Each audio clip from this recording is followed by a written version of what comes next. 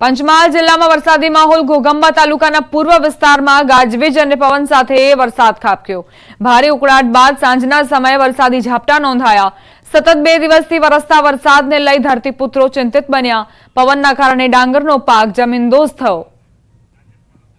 સંવાદદાતા રાજેશ જોડાઈ ગયા છે વધુ જાણકારી સાથે। રાજેશ, પંચમહાલના કયા એવા વિસ્તારો જે વરસાદથી પ્રભાવિત? ચોક્કસ દીપા વાત કરવામાં તો પંચમહાલ જિલ્લામાં દિવસભર ભારે ઉકળાટનું વાતાવરણ હતું અને સાંજે જ વરસાદી માહોલ ગાજવીજ સાથે જોવા મળી રહ્યો છે। પંચમહાલ જિલ્લાના ઘોઘંબા તાલુકાના પૂર્વ વિસ્તારો સાથે સાથે ગોધરા શહેરી વિસ્તારમાં પણ હાલ વરસાદી માહોલ જોવા મળી રહ્યો છે। જોકે વરસાદથી બફારામાં આંશિક રાહત થઈ છે, પરંતુ ધરતીપુત્રોના જીવ પડીકે બંધાયા છે। હાલ જે લણણીને આવેલી મકાઈનો પાક છે, સાથે સાથે ડાંગરનો પાક છે, તે જમીનદોસ્ત થતા ખેડૂતો હાલ ચિંતિત જોવા મળી રહ્યા છે। હવામાન ખાતાની જે પ્રકારે આગાહી હતી તે મુજબ હાલ પંચમહાલ જિલ્લાના કેટલાય વિસ્તારોમાં સર્જિત જે વાતાવરણ છે વરસાદી માહોલ વાળું જોવા મળી રહ્યું છે। જી આભાર રાજેશ જાણકારી માટે। પંચમહાલ બાદ હવે વાત કરીએ દાહોદની। દાહોદના વાતાવરણમાં પલટો નજરે પડ્યો। શહેર સહિત આસપાસના વિસ્તારમાં વરસાદ ખાબક્યો। પવનના સુસવાટા અને વીજળીના કડાકા સાથે વરસાદ ખાબક્યો। વરસાદને લઈને લોકોને ગરમીથી રાહત મળી। દિવસભર ઉકળાટ બાદ વરસાદ નોંધાયો હતો।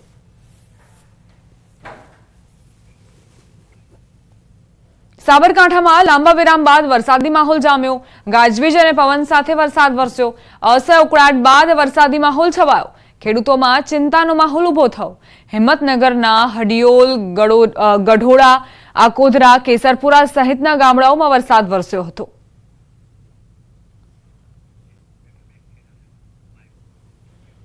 ખેડા જિલ્લાના મહેમદાવાદમાં મુશળધાર વરસાદ ખાબક્યો। 20 દિવસના વિરામ બાદ મુશળધાર વરસાદ વરસ્યો। વીજળીના કડાકા ભડાકા સાથે વરસાદનું આગમન। ઉકળાટ ભર્યા વાતાવરણ બાદ વરસાદ વરસતા ઠંડક પ્રસરી। મહેમદાવાદ શહેર સહિત ગ્રામ્ય વિસ્તારોમાં પણ વરસાદ નોંધાયો। ખાતરજ, મુકવા, મોદજ, નેનપુર સહિતના ગ્રામ્ય વિસ્તારોમાં વરસાદ ખાબક્યો।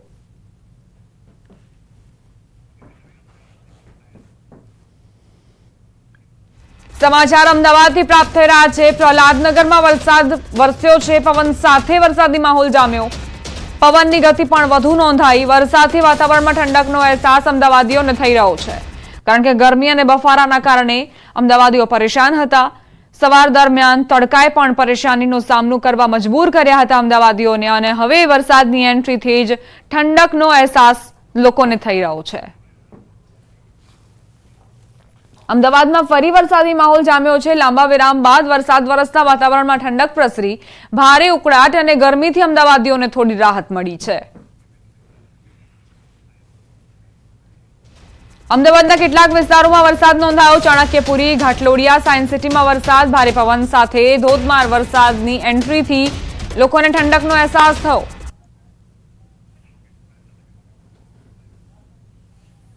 અમદાવાદના ઓઢવમાં ભારે પવન સાથે ધોધમાર વરસાદ વરસ્યો હતો। આકાશમાં કાળા ડિબાંગ વાદળો ઘેરાયા અને ત્યારબાદ મેઘરાજાએ રી એન્ટ્રી કરી। વિઝિબિલિટીમાં પણ ઘટાડો જોવા મળ્યો છે। પવનની ગતિ પણ ખૂબ જ તીવ્ર નોંધાઈ હતી। ભારે પવન સાથે ઓઢવમાં વરસાદ ખાબક્યો હતો।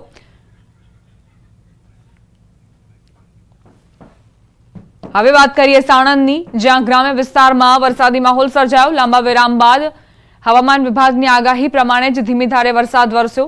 સાણંદના ગ્રામ્ય પંથકમાં સતત વરસાદથી પાણી જ પાણી નજરે પડી રહ્યા છે। રાજ્યમાં ભારેથી અતિભારે વરસાદનું એલર્ટ છે। અતિભારે વરસાદથી પૂરની સ્થિતિ સર્જાવાની સંભાવના। રાજ્યના 9 જિલ્લામાં પૂરના એંધાણ। વડોદરા પર ફરી પૂરનો ખતરો તોળાઈ રહ્યો છે। ભરૂચ, દાહોદ, નર્મદામાં પૂરનું જોખમ। નવસારી, પંચમહાલ, સુરતમાં પણ પૂરનું જોખમ। તાપી, વડોદરા, વલસાડમાં પૂર આવી શકે છે। હવામાન વિભાગે પૂરનું એલર્ટ આપ્યું છે। તો ફરી એક ચિંતાના સમાચાર પ્રાપ્ત થઈ રહ્યા છે, કારણ કે ઘણા એવા જિલ્લાઓ છે જ્યાં પૂરનો ખતરો તોડાઈ રહ્યો છે। અતિ ભારે વરસાદના કારણે પૂર આવી શકે છે તેવી સંભાવના। 9 જિલ્લા એવા છે જેમાં વડોદરાનો સમાવેશ થાય છે। ભરૂચ, દાહોદ, નર્મદા, નવસારી, પંચમહાલ, સુરત, તાપી, વડોદરા, વલસાડમાં પૂર આવી શકે છે। પૂરના ખતરામાં નાગરિકોને સાવધાની રાખવી પડશે।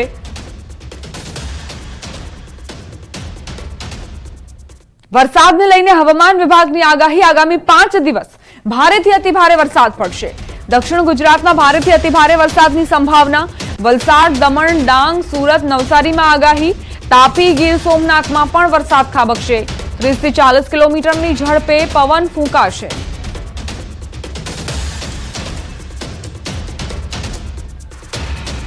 दिन तक भारी टू अति भारी बरसात का संभावना है. इसमें आपका गुजरात रीजन जो है वाइड स्प्रेड बारिश है अगले 5 दिन तक, और उसके अगले 2 दिन फेयरली वाइड स्प्रेड है. और सौराष्ट्र कच्छ के लिए अगले 2 दिन स्कैटर्ड रहेगा, और उसके अगले 3 दिन फेयरली वाइड स्प्रेड रहेगा, और उसका लास्ट जो 2 दिन रहेगा हेवी रेनफॉल वार्निंग जो दिया गया है. इसमें गुजरात रीजन में D1 में heavy to very heavy, D2 में भी हेवी टू वेरी हेवी. इसमें मेनली जो साउदर्न दक्षिण क्षेत्रीय है गुजरात की, उसमें ये बारिश होने का संभावना है. સુરતના પાંડેસરાના ગાંધી કુટીર પાસે ખાડીના રોડ પર પાણી ફરી વળ્યા છે, જેના કારણે લોકોને પારાવાર મુશ્કેલીનો સામનો કરવો પડ્યો. લોકોના વાહનો પણ ખોટકાઈ ગયા. આખા વ્હીલ તો ડૂબેલા છે જ, પરંતુ હેન્ડલ સુધી પણ જાણે કે પાણી આવતું હોય તેવી સ્થિતિનું નિર્માણ થયું છે. પાંડેસરા ગાંધી કુટીર પાસે કઈ રીતે ખસ્તા હાલ થયા છે રોડ રસ્તાના, તેની તસવીરો જુઓ. આ વાહન ચાલક જેમણે સાહસ કર્યું અને ત્યારબાદ કઈ રીતે મુશ્કેલીનો સામનો તેઓ કરી રહ્યા છે તે આપ જુઓ. આખું જાણે કે વ્હીકલ પાણીની અંદર ડૂબેલું છે, જળ સમાધિ તેણે લઈ લીધી છે, પરંતુ યેન કેન પ્રકારે આ જે ચાલક છે તે અહીંથી પસાર થવા માટે મજબૂર છે. કોઈ તો તેમણે તોડ કરવો પડશે, કોઈ તો ઉકેલ લાવવો પડશે, જેથી આ રસ્તા પરથી તેઓ પસાર થઈ જાય અને પોતાના ઘર સુધી પહોંચી શકે. પાણીમાં વાહન ચાલકો કઈ રીતે ફસાયા છે તે જુઓ. हेडलाइट चालू राखीने आ वाहन चालक અહીંથી પસાર થઈ રહ્યા છે. કમર સુધીના આ પાણી વહી રહ્યા છે અને તેમાંથી વાહન પસાર કરવું મુશ્કેલ. જો થોડું પણ સંતુલન બગડે તો આ વાહન ચાલક અકસ્માતનો ભોગ બને. 2 ઇંચ વરસાદ શું વરસ્યો. સુરતના આવા ખસ્તા હાલ થયા છે. જ્યાં નજર કરો ત્યાં પાણી જ પાણી જોવા મળી રહ્યા છે. રોડ પર પાણી ફરી વળ્યા છે અને આ વાહન ચાલક પસાર થવા મજબૂર છે. કોઈ વિકલ્પ નથી.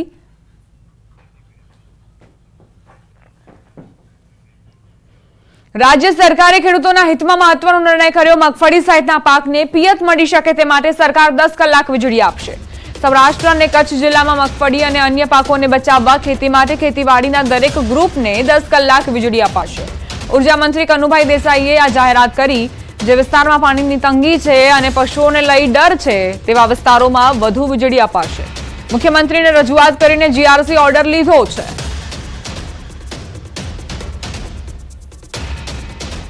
જે વિસ્તારમાં મગફળીનો પાક છે અને વરસાદની તંગી છે ત્યાં 8 કલાક જે આપણે વીજળી આપીએ છીએ એના બદલે 10 કલાક વીજળી આપવાનું નક્કી કરવામાં આવ્યું છે, અને દરેક ખેડૂતો તેમજ અમારા ધારાસભ્યો આનાથી ખુશખુશાલ થયા છે. જે વિસ્તારમાં હજી પણ વીજળીની તંગીના લીધે કે પાણીની તંગીના લીધે પાકને નુકસાન નહીં થાય એ જોવાની જવાબદારી પણ સરકારે નક્કી કરી છે. જામજોધપુર, માણાવદર, વંથલી, મેદરડા, કેશોદ, માંગરોળ, માળિયાહાટીના તાલુકા તેમજ આખો કચ્છ જિલ્લો જ્યાં મગફળી અને બીજા પાકો માટે સતત પાણીની જરૂર હોવાથી વીજળીનો વપરાશ વધારવા માટે આ એક આયોજન કરવામાં આવ્યું છે. ઉભા પાકને બચાવવા જરૂર જણાય ત્યારે મોંઘા ભાવના ગેસ એકમોમાંથી પણ વીજળી અપાશે. કેન્દ્રીય ક્ષેત્રના જનરેટિંગ સ્ટેશન, એક્સચેન્જ અને રિયલ ટાઈમ માર્કેટમાંથી મોંઘા ભાવે વીજળીની ખરીદી કરીને ખેતીવાડી ક્ષેત્રે 10 કલાક વીજળી પૂરી પાડવામાં આવશે. દરેક